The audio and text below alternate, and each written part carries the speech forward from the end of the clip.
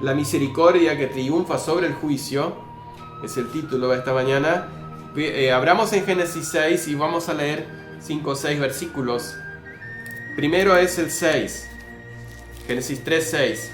Y vio la mujer que el árbol era bueno para comer y que era agradable a los ojos y árbol codiciable para alcanzar sabiduría, y tomó de su fruto y comió y dio así también a su marido, el cual comió así como ella. El versículo 9. Mas Jehová Dios llamó al hombre y le dijo: ¿Dónde estás tú? El 11. Y Dios le dijo: ¿Quién te enseñó que estabas desnudo? ¿Has comido del árbol de que yo te mandé no comieses? El 15. Y pondré enemistad entre ti y la mujer, y entre tu simiente y la simiente tuya, y la simiente suya. Esta te herirá en la cabeza, y tú le herirás en el calcañar. Y el 21. Mas Jehová Dios hizo al hombre y a su mujer túnicas de pieles y los vistió. Señor, que sean gratos los dichos de mi boca y la meditación de mi corazón, Señor, Dios mío. Amén. Cuando vamos al capítulo 3, como lo vimos hace 2 cultos atrás, vemos que todo lo hermoso que Dios había hecho y todos los deleites que el hombre tenía a su disposición se terminaron pronto cuando son llamados a la tentación por parte del tentador. Ellos decidieron transgredir el mandamiento de Dios. Y el culto pasado habíamos hablado de que Dios no los dejó así. Primero, que Él no actuó en justicia, lo que merecían sus actos, pero después Él cubrió todo lo que ellos habían hecho con su misericordia, haciendo Él el acto que ellos no pudieron hacer, que es cubrirse con esas hojas de higuera que ellos habían puesto sobre su cuerpo, que no fueron suficientes para cubrir su vergüenza, su pecado. Por eso, ese acto que es tan difícil de entender, cómo Dios deja de lado, si se puede definir de esa manera, su justicia, y toma ahora misericordia. ¿Cuál es esa relación entre justicia y misericordia? Y me quedo con lo que dice Santiago, que la misericordia triunfa sobre el juicio, sobre la justicia. Para entender la misericordia, primero vamos a repasar o profundizar un poquito más lo que es la justicia. La justicia es una palabra que escuchamos a diario y la usamos nosotros. Y es más, la esperamos. Cada uno de nosotros esperamos ser tratados justamente por nuestros padres, por nuestros hermanos, por nuestro cónyuge, por nuestros vecinos. Esperamos justicia de nuestro patrón, de nuestros compañeros de trabajo. Esperamos que seamos tratados justamente por nuestros amigos. La gente espera que el gobierno haga justicia social, que cada uno sea tratado de una manera justa y digna, al igual que los demás. Esperamos, y lo digo que esperamos porque eso es algo que Dios puso dentro de nosotros, esperar justicia, que se haga justicia.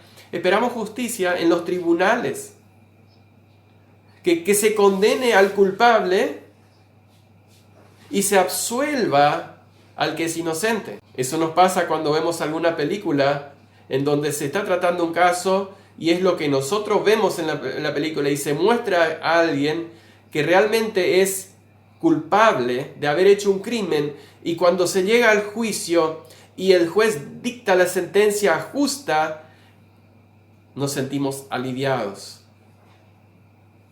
Porque eso es lo que tenemos, lo que Dios puso en nuestro corazón, es lo que ese sentido o sed de justicia es lo que con lo que Dios nos creó. La justicia es dar a cada uno su merecido. Eso lo habíamos dicho el domingo pasado. Y también que Dios no está obligado en actuar en misericordia o ser misericordioso. La justicia bíblicamente, y ese es nuestro primer punto, la justicia de Dios, bíblicamente se define en términos de rectitud.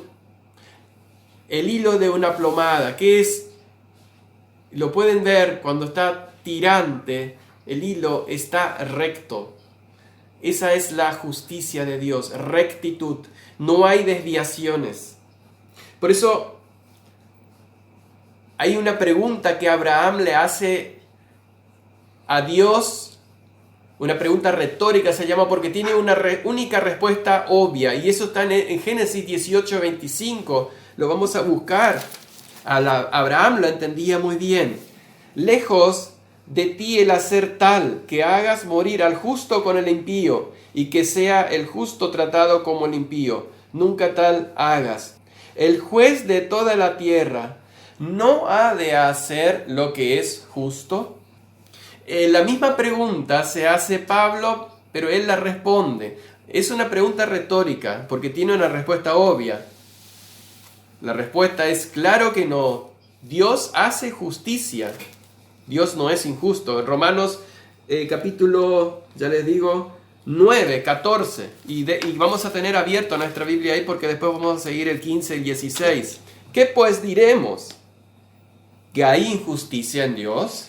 En ninguna manera.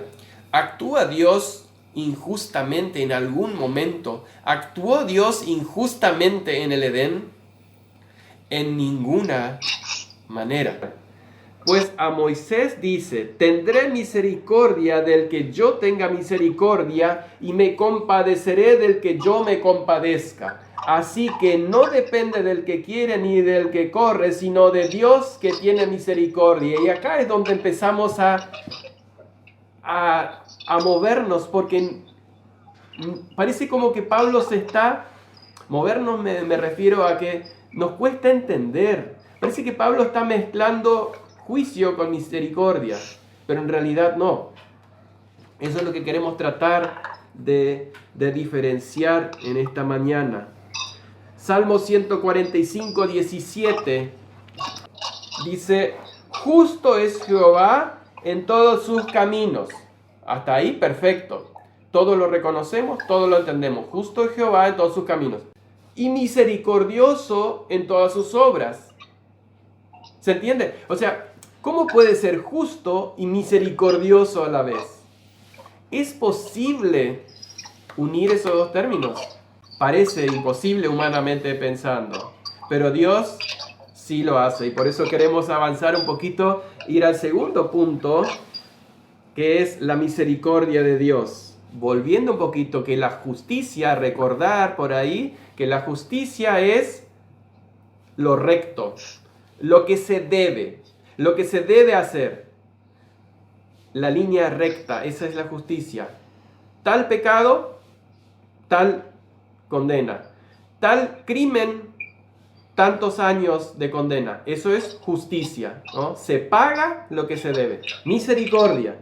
Vamos ahora a Éxodo 34, 6 y 7. Y pasando Jehová por delante de él, proclamó: Jehová, Jehová, fuerte y misericordioso y piadoso, tardo para la ira y grande en misericordia y verdad, que guarda misericordia a millares, que perdona la iniquidad y la rebelión y el pecado, y que de ningún modo tendrá por inocente al malvado, que visita la iniquidad de los padres sobre los hijos y sobre los hijos de los hijos hasta la tercera y cuarta generación. Claro, Moisés, después de haber visto ya varias veces la misericordia de Dios en su pueblo, que en un momento dijo, apártate que los voy a consumir. De repente Dios tiene misericordia y los perdona. La misericordia, si el juicio es dar a cada uno lo que se merece, la misericordia es no dar lo que se merece. No dar el castigo que se merece. Y ahí lo podemos ver en San Mateo 18:27. Fíjense, el título del texto es Los dos deudores. ¿Se acuerdan de la historia? No lo voy a leer, pero había dos hombres que debían mucho dinero a su jefe, a un acreedor, y uno va y se arrodilla y le pide perdón, que por favor le perdone esa deuda, esa gran deuda que tenía. Y el señor de aquel siervo, movido a misericordia, le soltó y le perdonó la deuda. ¿Ven? El dueño, el acreedor, tendría que haberle metido en la cárcel y esperar que le pague todo, confiscar sus bienes y que le pague todo lo que le debía. Y ahí se hubiera hecho justicia. Pero como él actuó en misericordia, él le perdona esa deuda.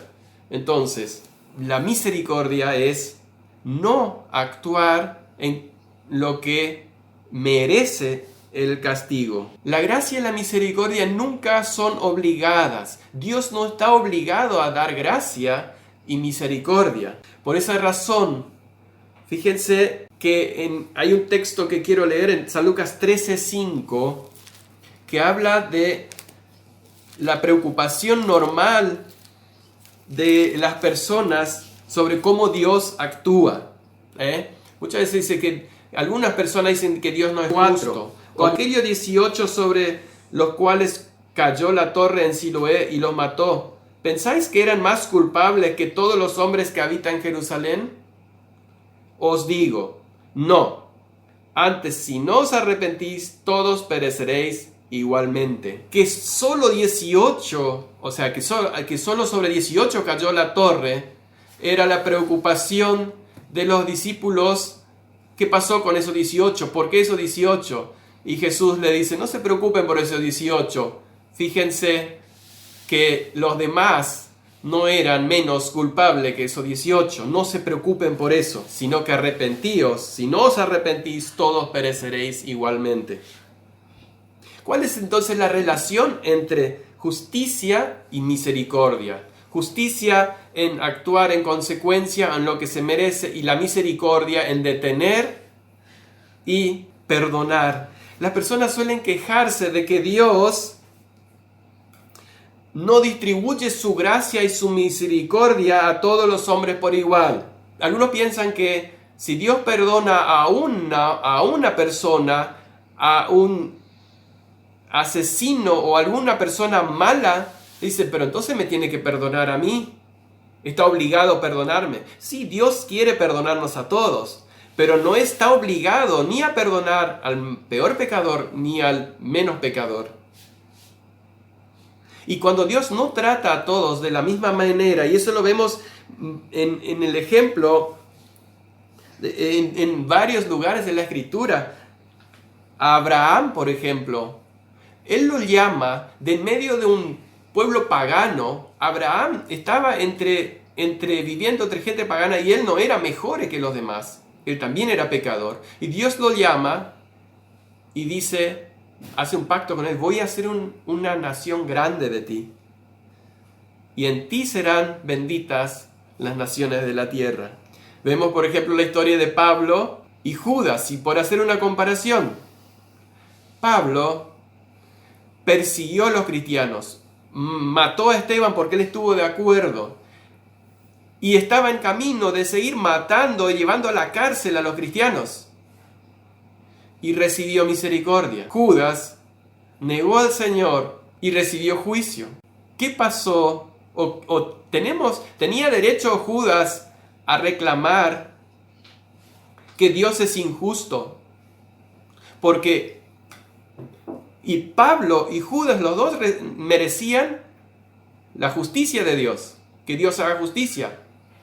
Si paramos la lectura antes de Hechos 9, cualquiera de nosotros tendría dentro de nosotros esa sed de justicia, es decir, Dios hace justicia. ¿Por qué tanto sufrimiento por tu iglesia? ¿Cómo vas a permitir que un hombre llamado Pablo le va a perseguir?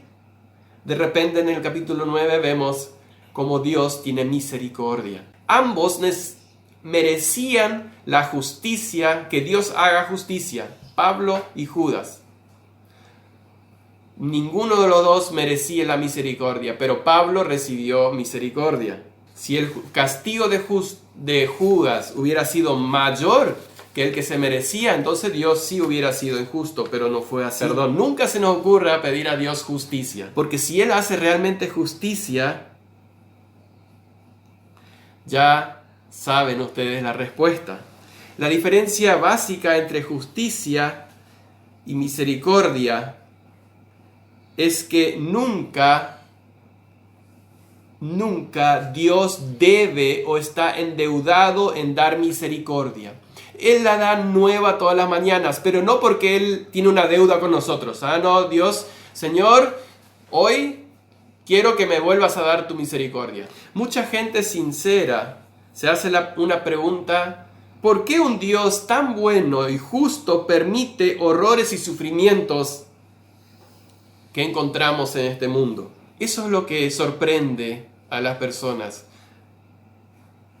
Un Dios tan misericordioso, que tiene tanta gracia, ¿por qué permite tanto dolor y pena que existe en el mundo? Podemos entender, y es fácil de entender, que un Dios justo y santo actúe y haga justicia matando al culpable, pero no podemos entender cómo un Dios bueno permite que sufran personas inocentes. Pero tenemos que recordar que Dios no es el que propaga el mal. Dios no es responsable del mal, somos nosotros. Y si Dios haría justicia, como dicen algunos, porque es un Dios justo, si Dios haría justicia, tendría que eliminarnos a todos nosotros, porque nosotros somos los que propagamos el mal. Entonces, lo que más debemos temer es la bondad de Dios, es decir, la justicia de Dios. Lo que realmente debe asombrarnos no es su justicia ni su ira cuando Él actúa, eso no nos debe asombrar porque es lo justo de Dios, sino su misericordia y la gracia la cual derramó abundantemente en nosotros y espera derramar a todos, en todos los que se reconocen pecadores delante de Él. Sinceramente, cuando nos ponemos a pensar, no podemos entender cómo un Dios tan justo y santo puede tener misericordia de mí, pecador. ¿Por qué no me llevó en el primer pecado que yo cometí? Eso es lo que a veces nos cuesta captar. Pero cuando estamos así, también tenemos que entender que hay otros momentos en nuestra vida que creemos que merecemos la gracia de Dios. Que el cielo no sería lo mismo sin nosotros. Si somos sinceros con nosotros mismos, hay momentos en nuestra vida que pensamos que merecemos la gracia de Dios y la misericordia de Dios. Pero no es que alguien merezca. La misericordia nunca es merecida. Para que quede claro en esta mañana, resumiendo, Dios nunca está obligado a actuar con gracia. La gracia y la misericordia son, por definición, voluntarias. El que debería actuar en justicia, voluntariamente decide no hacerlo. Si algún momento pensamos que Dios nos debe su misericordia, que suene una alarma en nuestras vidas y que nos demos cuenta de que realmente nunca la merecemos. Porque si alguien está pensando que merece misericordia, está pensando o esperando justicia. Cuando recibimos lo que merecemos, es justicia. Entonces, si yo merezco misericordia, porque estoy esperando justicia. Y la justicia nuestra no merece nada de misericordia. En el más claro ejemplo está en el texto que leímos esta mañana en la introducción de Génesis 3, cuando la mujer toma lo que es agradable a los ojos y los dos deciden transgredir el mandamiento. Se hicieron culpables delante de Dios de juicio. El hombre es encontrado en su pecado. Y Dios, ¿qué debía haber hecho? Debería haber actuado en justicia. Pero sin embargo, actuó en misericordia. ¿Por qué? Porque la misericordia triunfa sobre el juicio. En el versículo 15 que leímos de Génesis 3, se hace la promesa en misericordia. Dios no puede dejar de hacer justicia sobre el pecado, pero hace misericordia sobre el pecador. Y en ese versículo 15 está la bondadosa revelación de un Salvador que iba a llegar para misericordia o para pagar esa culpa que el hombre jamás pudo ni va a poder pagar. En una revelación que da esperanzas a esa primer pareja. Hemos pecado delante de Dios, por encima se quisieron justificar y de repente Dios actúa en misericordia y les da una promesa. Por la fe en esa promesa, ellos fueron justificados. Por la fe en ese Salvador que vendría, cada persona antes de Jesús fue salvado. Por gracia y por la fe en el que vendría. Y por la fe en ese sacrificio, después de Jesús nosotros somos salvados. Antes y después todos somos salvados por la fe y por la gracia de Dios. Nadie, ni antes ni después de Jesús, merecía. Solamente que en Jesús cumplió Dios su justicia. Ese pecado que cometimos en Adán, Dios tenía que castigarlo y esperó tanto tiempo para cargarlo sobre Jesús, haciendo justicia hasta el momento que Él dice, consumado es. Y ese versículo 15, quiero detenerme un ratito más, que nos da esa promesa con 3 detalles. Primero, su encarnación o venida en carne. Dios mismo encarnándose. Dice que la simiente de la mujer, que el Salvador será de la simiente de la mujer, hueso nuestro y carne, hueso y carne humana. Y ese es un gran aliento para nosotros. Él mismo estuvo en la misma condición que los pecadores, pero sin pecado. En segundo lugar, Dios ya predice los sufrimientos de ese Salvador y su muerte. Dice que Satanás heriría en el calcañar. Esto es, su naturaleza humana sería cargado con los sufrimientos y Cristo sufriría las consecuencias de nuestros pecados sobre sus hombros, las cargaría. Y entregaría su vida por esos pecados que nosotros cometimos. Y acepta el juicio que nosotros merecíamos, que cada uno de nosotros merecíamos. Pero en tercer lugar, ese mismo versículo 15 del capítulo 3 de Génesis ya proféticamente habla de la victoria sobre Satanás. Cristo frustró las tentaciones de Satanás ya en un principio de su ministerio. Cristo en su obra rescató las almas de los hombres al entregar su vida en rescate por todos. Y al final le dio un golpe mortal sobre su cabeza, una herida incurable sobre la cabeza de Satanás, al resucitar de entre los muertos. Esa promesa fue cumplida. Pero para sellar y darles una esperanza, que es la que nosotros nos da los motivos para seguir alabando, para seguir adorando y para agradecido a nuestro Señor que nos salvó, lo mismo, esa esperanza, esa misma esperanza le dio sobre Adán y Eva. ¿Y cuál es esa esperanza? Fíjense que Él sella la promesa. Dios, todo hace Dios.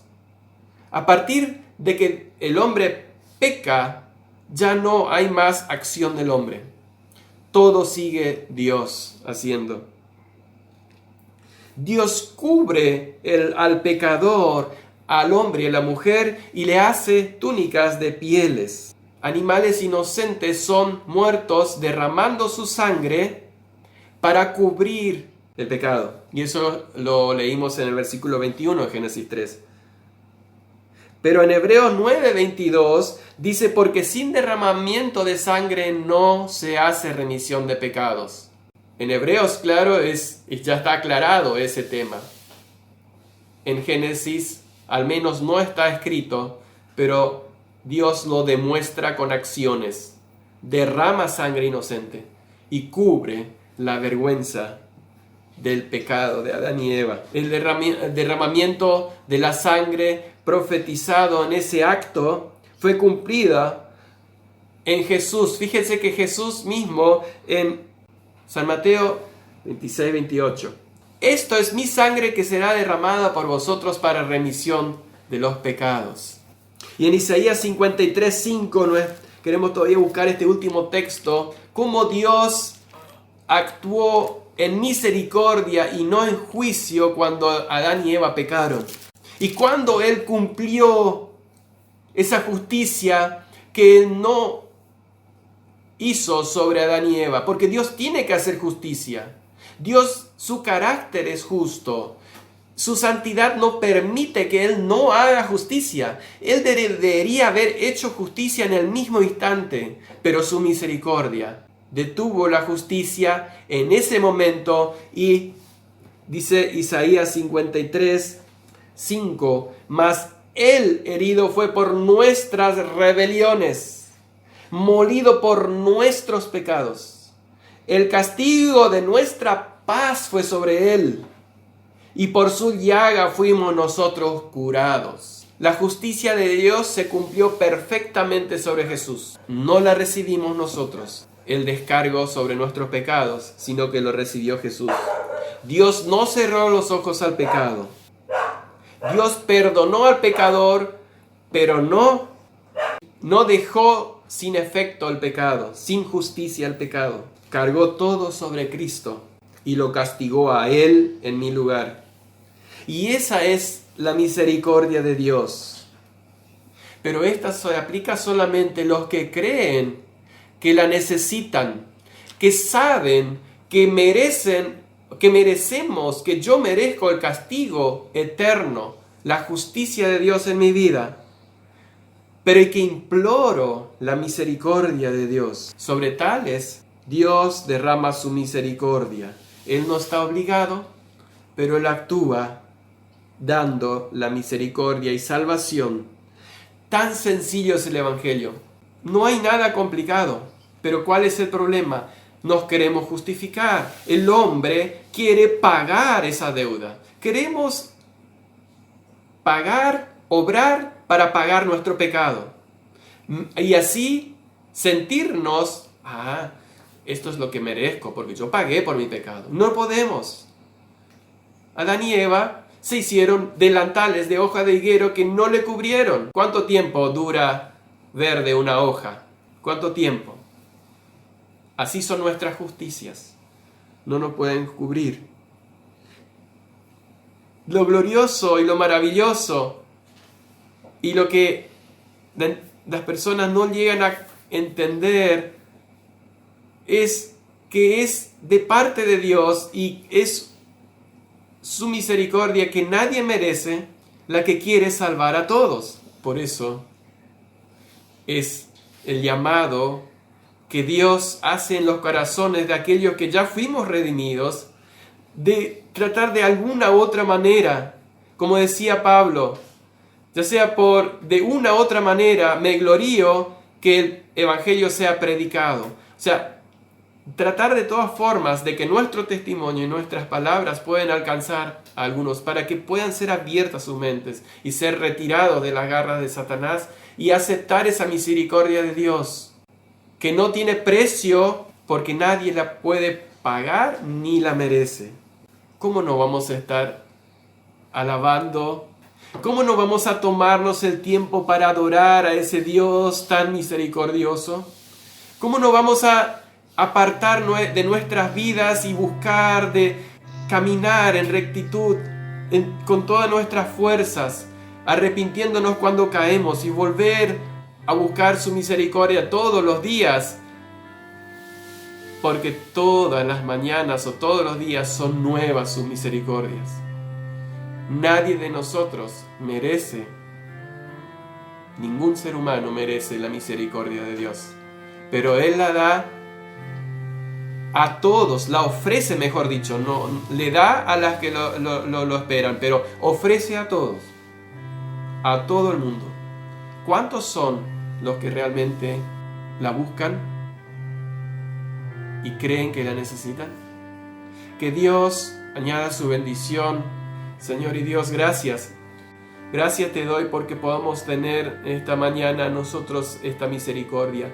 Y de ninguna manera que nos sintamos ni siquiera un poquito de orgullo por ello, sino que esto nos haga sentir la necesidad, el deseo de que todos encuentren esa misericordia en ti.